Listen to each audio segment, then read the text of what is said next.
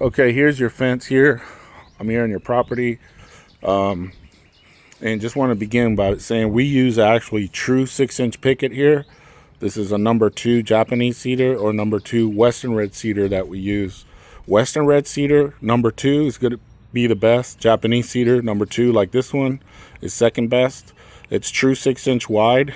You can see the difference here in your picket. It's almost two of these in one.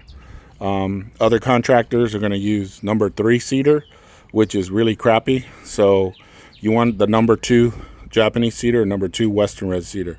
Okay, so we can build all kinds of styles of fence with this. It can be a 6-foot board on board, what we call brownstone. If you go to our website, onpointdfw.com, you can see brownstone fence. We can build you the Shenandoah fence. We can build you the 8-foot Sequoia, Real Vista. So go to our website, onpointdfw.com, and pick out the fence that you want, and I can give you quotes, and you can see what quotes I'm giving you. So again, we're starting off with a real true 6-inch picket, and we're going to do #2 Japanese cedar or #2 Western red cedar.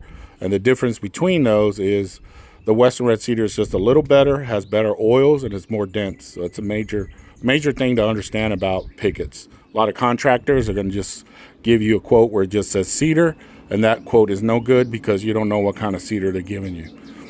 We also use the cedar rails.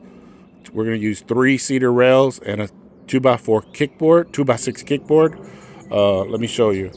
So this is our brownstone fence. Actually, the one we have is going to have another rail, but you can see here.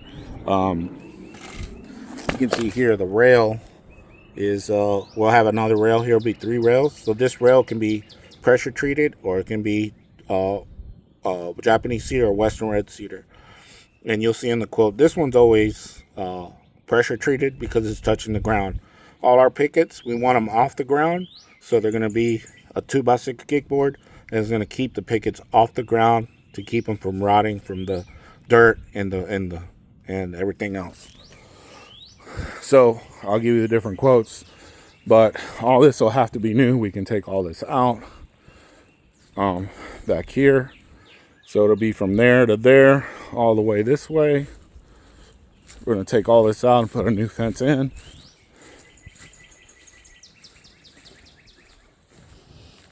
And right here is going to be interesting.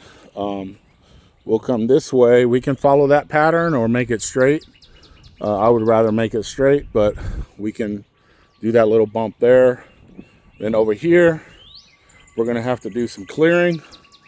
We're going to cut some of these back. If we want the poles on the inside, we can do that for sure. But we're going to have to, unless you want to do it, we'll need to cut back some of these shrubs and stuff. And that would be an extra charge. And you'll see that on the quote. Unless you want to trim them back, you can, but they'll have to be trimmed back because it's going to be right against the fence. And over here, we'll continue on this side.